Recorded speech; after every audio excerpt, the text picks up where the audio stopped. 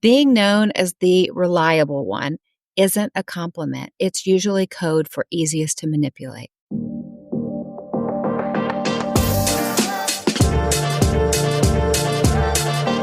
Welcome back. We are in the Systems Are Sexy series because systems get us what we want. And today, we want to be less stressed. We want to be less burned out. We want to be able to give a gracious no when we need to give a gracious no. So, you know that moment when your friend texts you and says, quick favor, and your stomach drops? That's not guilt. That's your boundary alarm screaming. And today, we're talking about why you actually need to listen to it. Now, even 9 years ago, after I released my first book, Breaking Busy, released it out into the world, we are all so busy. That is why I have a special gift for you this week. I'm so excited to give you 3 chapters of my first book, Breaking Busy. If you've ever felt like life is just one cycle of crazy busy after another, then Breaking Busy is exactly what you need. I have a link in the show notes that'll let you get the first 3 chapters as my gift to you. Now, let's dive back in. We're living in a world where busy still means fine and yes is the new hello. When did we start wearing exhaustion as our badge of honor? I'm just so tired. Things are so busy. I don't have any time to do anything. You know what it is. We've all been there. And you know you're in trouble when your calendar isn't your to-do list. It's become everyone else's to-do list with their goals on it. And that can stop. I want to talk to you about something that kept me up at night once I really understood it. Every time you say yes when you want to say no, you're teaching the next generation to do the same thing. And this isn't just about parenting. This is about every young person who's watching how you live. Think about it. If you're a parent, your kids are watching you run yourself ragged trying to please everyone else. They see you skip lunch to help Ashley from church with her project. They watch you cancel your own plans to help someone who didn't plan ahead. They notice when you're exhausted, but you still say yes to that committee meeting. And what are they learning? That their time doesn't matter, that their needs come last, that saying yes, even when it hurts, is what good people do. They're learning that love means exhaustion, that worth means wearing yourself thin, that even being there for others means not being there for yourself. I had this moment, this breakthrough, heartbreaking moment, when my friend's daughter, who was just 8 years old at the time, told her mom, I know I shouldn't be tired. I should be doing more. I should be helping more. I just, my body won't listen to me. I'm so tired. She was 8 years old. And she was already believing that her natural needs were somehow wrong. Already thinking that good meant giving until you're empty, giving until you're exhausted. It's no wonder we have so many women now burning themselves to a crisp with everything that we're taking on. But for that little girl, it meant she's at risk of being a woman who gives, and burns herself out and wonders why she can't do it all and beats herself up emotionally for not being able to do it all. But here's the flip side, and this is powerful. When you set healthy boundaries, you're giving the next generation permission to do the same. You're showing them what self-respect looks like in action. Every time you say, I'd love to help, but I can't this time, I'm already booked. I'd love to help, but I can't this time because I've reached my capacity. You're teaching a masterclass in emotional health. Every time you say, my family needs me tonight, but thank you for the offer, you're showing them that love includes protecting your peace. Now, studies show that children of parents with healthy boundaries grow up with higher self-esteem and better relationships. They're literally inheriting your emotional wellness as opposed to inheriting your emotional burnout. They're watching how you treat yourself and taking notes for their own lives. This is a big part of remaining you while raising them. It was such an important factor because sometimes as women, we don't have the strength to change things for ourselves, but we'll move hell and high water for our kids, right? I saw this transformation with one of my friends when my friend Sarah, she started setting boundaries. Her teenage daughter came to her in tears and said, Mom, watching you start saying no made me realize I could too. I decided I'm not going to join the debate team next year. I hate the debate team. I was just doing it because I thought I should, and I feel like I can breathe again. That is generational healing happening right there. Because here's the thing. We're not just changing our own lives when we learn to say no. We're telling our inner child it's okay to have limits. And we're telling our children's future selves Your worth isn't in your yes. We're breaking a generational pattern of people pleasing that probably goes back further than you even realize. I know it did in my family. So next time you feel guilty about saying no, remember, you are not just protecting your own peace. You're creating a legacy of self-respect that will echo in your family for generations to come. You're showing every young person in your life that they deserve to be whole and not just helpful, that they deserve to be healthy, not just available. And if that isn't worth fighting for, I don't know what is. A lot of us grew up believing that being a good Christian means saying yes to everything, right? Need someone to bake 400 cookies for the bake sale? Sure. I don't have time. I don't even have the money for ingredients. I don't know how I'm going to do it, but okay, I guess this is what I have to do. Need an emergency babysitter? Of course. Need help moving a couch up 3 flights of stairs? Well, okay, but only because Jesus said to love thy neighbor, right? Here's what I want you to keep in mind. Jesus said to love others as we love ourselves, meaning we're actually supposed to love ourselves too. Jesus himself set boundaries. He rested.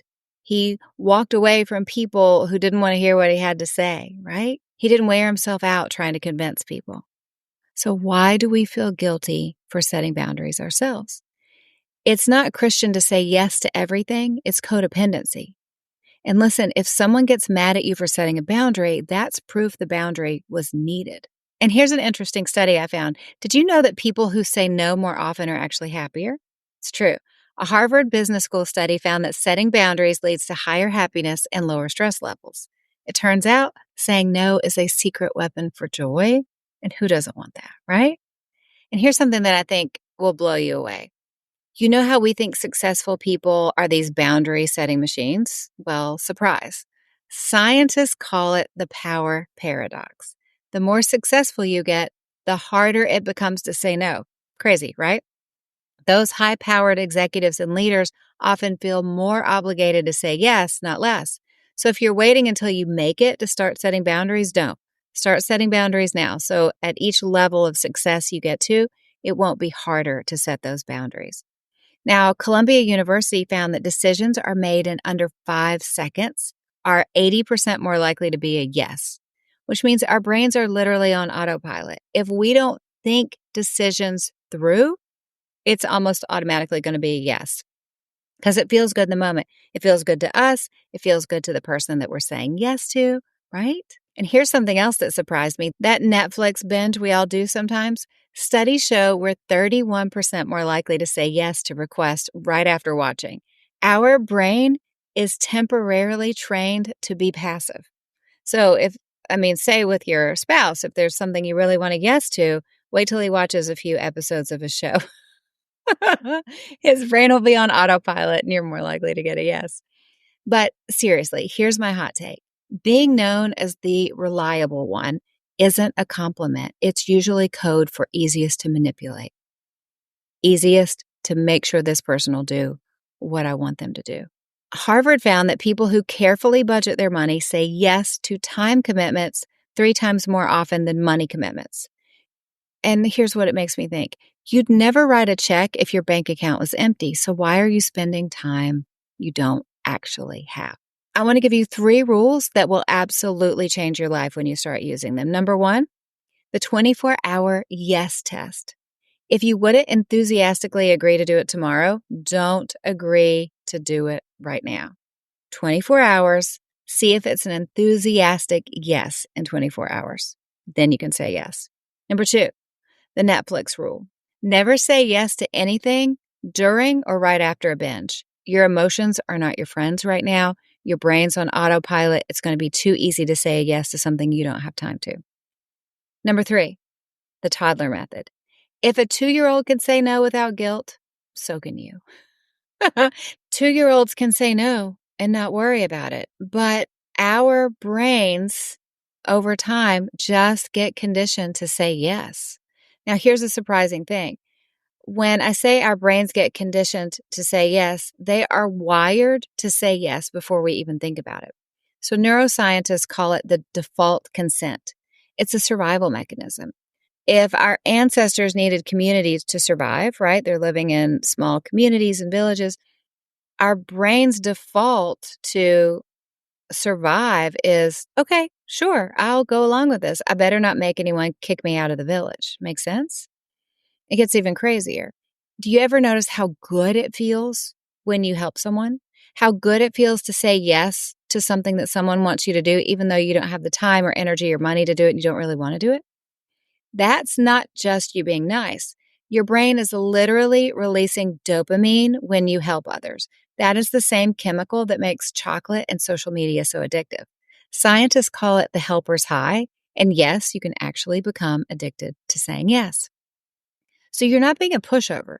Your brain is basically working like a yes junkie looking for a fix, right? It's that dopamine hit. We have to be careful by not getting cheap dopamine by social media. And we don't want cheap dopamine by saying yes to everything, especially things that we don't want to do. So we get worn down, right? Maybe we watch too much TV. Our brains are in passive mode. It's easy to say yes. But also, decision fatigue is a huge reason that we say yes to things that we don't want to do too. By the end of the day, our brains are so overloaded with choices that our default is sure, fine, whatever. The simpler your life is, the easier it is to say no. It's why by 7 p.m., when someone asks you what you want for dinner, you just stare at them like they asked you to solve a quantum physics equation, right? It can't just be me because you made so many decisions that day. You've done so many things. There were so many stressful things happening. You don't even know. You don't know where to begin. Now let's go to how we say no. In Breaking Busy, I go through this in great detail, how, the scripts to give a gracious no. I do want to pick a little fight with everybody on Instagram who's ever posted the meme that says no is a complete sentence. Is it yes? Do I agree with it? No. I don't think we need to go around just saying no. Well, we want to be like a toddler and say no without being guilty, but we don't want to be like a toddler and just say no. Because people matter. People's feelings matter. We want to make sure that our relationships are good. So we want to make sure that we have language to give a no in a gracious way that is still loving. We still want to love people well. We still want to be kind to people. I found some really interesting research from the University of Tokyo that shows that Japanese business culture has developed a lot of indirect ways of saying no because a direct refusal in Japanese culture is considered extremely rude. So they might say, that would be difficult, or I will consider it. And everyone knows that means no. So think about language. For you, maybe it's, hey, my rule of thumb is I never make a decision in the moment. Let me sleep on it. Is anyone going to be happy with letting you sleep on it? Probably not, but it's okay. It's a boundary you need to have because you need to have an enthusiastic agree because in that moment, it's so easy to say yes when it's something you don't actually want to do, right? So think about language in advance so you have a gracious way to get out of that moment when it's too easy to say yes. And then you can call or send a text and go, hey, thank you for thinking of me. I've reached my capacity right now and I can't take on anything else, but thank you so much. That's a gracious way to give a no. So here's my idea. Here's your homework. For the next 48 hours before agreeing to anything, I want you to count to 5. 1, 2, 3, 4, 5. It sounds simple, but that pause will interrupt the automatic yes response and will help you think clearly. If it's a bigger thing, I want you to wait 24 hours. If it's a little thing, again, just pause, count to 5, interrupts the default consent or the automatic yes. But again, a big thing, 24 hours, it gives you time to think about it to make sure it's an enthusiastic yes. Now, if you want to take this even further, you can create what I call a yes budget. So you're going to decide how many commitments you'll allow yourself each month. Once you hit your limit, every additional request gets a polite, thanks for thinking of me, but I don't have the bandwidth for that. It's simple, it's effective, it's life-changing. This is something that I had to do for book forwards or book endorsements because it's an honor. It's great to be able to read a book and endorse a book or write a forward for a book, but it takes a lot of time and that takes time away from my business and my family. So I will allow 3 per year. So then if I'm asked, I can say, hey, I have a budget of 3 forwards that I do a year or 3 endorsements that I do a year. And I'm so sorry. I've already hit my capacity this year, but thank you for thinking of me. It's much better than a no. Is no a complete sentence? Yes. Could I respond with a no? Yes. Do I want to do that? Absolutely not. And remember, burnout isn't a badge of honor, it's a receipt for overspending your energy. Every yes is saying no to something else, usually yourself. You've spent years overcommitting. I have too. What if you spent the next 30 days protecting your time? What if you make a yes budget? What if you count to 5 before saying yes? What if you give yourself 24 hours before you make big decisions? I want you to spend the next 30 days protecting your time like your future depends on it, because it does. I want you to say no to what drains you and say yes to what fuels you. And remember, if a toddler can do it without guilt, so can you. Okay, recommendations this week. If you're watching on YouTube, you can see this. It is a all-natural water enhancer called Stur, S-T-U-R. I really like the blue and blueberry version. I use just a little drop in my tea, and I also, it's so cheesy. I make homemade Jell-O because you can get all the collagen in gelatin, and so I just do, natural grass-fed gelatin and a little bit of this stir sweetener. And it's a great way to get collagen every day. And I don't do Jell-O because if you ever look at a Jell-O package, it's just tons of chemicals. There's an artificial sweetener in it that kind of hurts my stomach, so that can't be good. So if you ever wonder, how can I get a little bit of extra collagen in? It's not quite as good as like the collagen peptides that I told you about, but it's a fun snack, super low calorie. And if you are tempted in the evening to want to snack while you watch TV, like everyone is, I highly recommend homemade Jell-O with a little bit of stir sweetener in it. And you know what else I love? I love that you're here. I'm grateful that we get to spend this time together investing in ourselves every week. Today, you invested in your emotional health and you invested in your time management skills. You can say no in a gracious way and a loving way to protect you, to teach the younger generation what good boundaries look like. And you can do it in a way that doesn't make people freak out and completely lose their mind. If they do, you really needed to set a boundary with them to begin with. What I know about you is that God has created you with unique gifts and dreams for a purpose, and you're stronger than you think, you're smarter than you give yourself credit for, and you're braver than you feel in the hard moments. And the best part is you're just getting started. It's my joy to get to coach you and cheer you on and remind you that with God, you've got what it takes. So keep stepping up, keep showing up and loving well, because you can't break a woman who gets her strength from God. I hope you have a great day. Keep standing strong, and I'll be back with you soon. Let me make sure I'm actually in Systems Are Sexy. Do a little of this.